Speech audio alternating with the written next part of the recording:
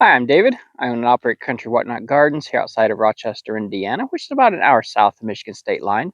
I grow 25 different species and varieties of bamboo, including Phyllostaches basedii right behind me. But I also grow some other things, and some of those other things are susceptible to pests, not the bamboo so much. And one of these pests that some of the other things I have that are susceptible to are Japanese beetles. And if I can get my camera to focus right here on one, there we go. There's one. I plucked him off of a flowering quince a few minutes ago, and I'm going to properly dispatch him before he has a chance to fly off. And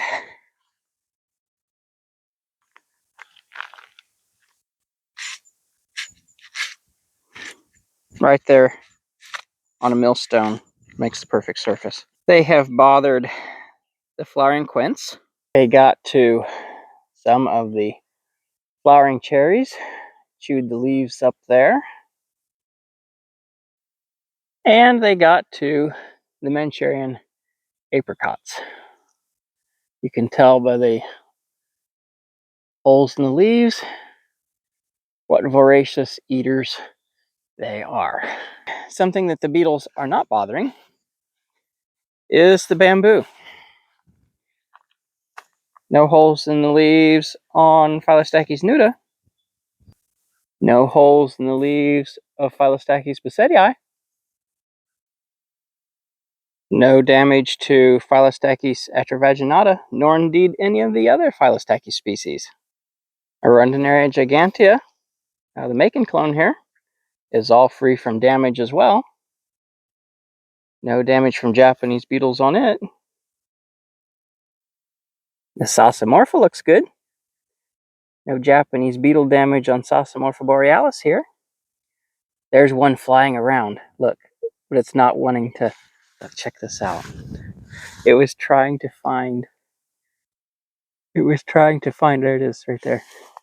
It was trying to find something it wanted to eat, and it landed on this piece of lawn grass stem going up to an inflorescence that has grown up through Sasamorpha borealis, but did not land on Sasamorpha borealis itself.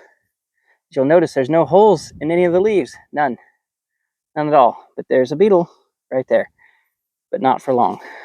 No damage to the large, beautiful leaves of Endocalamus tessellatus either.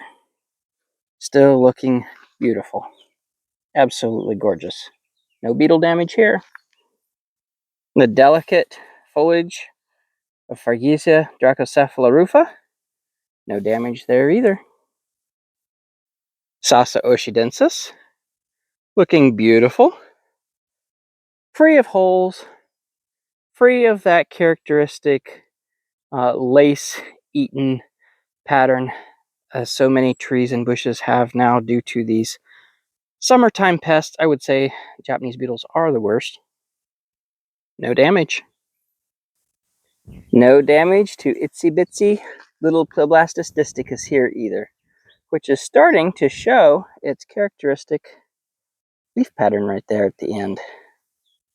Why they call it dwarf fern leaf bamboo. Resembles the frond of a fern, sort of. The ever so stunningly beautiful Hibana bambusa tranquillans Shirashima, also free of beetle damage. And looking gorgeous this afternoon in the sunlight. Check out that color. Beautiful. The best part, free of beetle damage. How nice is that? Unfortunately, this Oshima cherry has not been as fortunate. And no, I haven't sprayed my bamboos with anything. They seem to be naturally resistant to the Japanese beetle, which is great. I can honestly say that in the 27 years since 1997 that I've been growing bamboo, I've never had Japanese beetle damage on bamboo. It's one of very few things that doesn't get damaged by those beetles. As you can see around the garden, there's a lot of things that have been damaged by it. They started with the flowering quince, they moved on to the flowering cherries, now they're on the apricots. They seem to be moving from one thing to the next, unfortunately. There's not a lot you can do about it.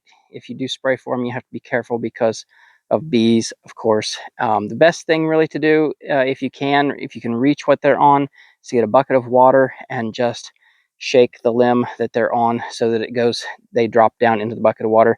The beetles will naturally drop off of the branches as a self-defense tactic if you shake that limb, because they think a predator is after them. So their defense is to just drop everything they're doing, drop off of where they're feeding, and go down into the ground and hide. Well, if you put a bucket of water under them, they're not getting to the ground, right?